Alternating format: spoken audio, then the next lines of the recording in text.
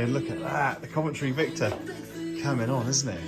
Complete nut and bolt rebuild by Genko. I don't know, it's got a bit of spring on it now, hasn't it? God, fantastic.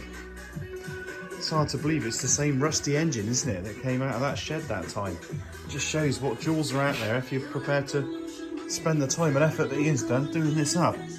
Oh, wow, look at that amazing sculptured fan. Doesn't it look fantastic? It's like something off an aircraft, let alone running in a canal boat. We think probably a pump, water pump. Oh, that's amazing, look at that. What a fantastic job he's done on that. Look at that. God, I'm hopefully going to have the picture in the corner of this showing the engine as it came and just how much work's been done on it to get it to this level.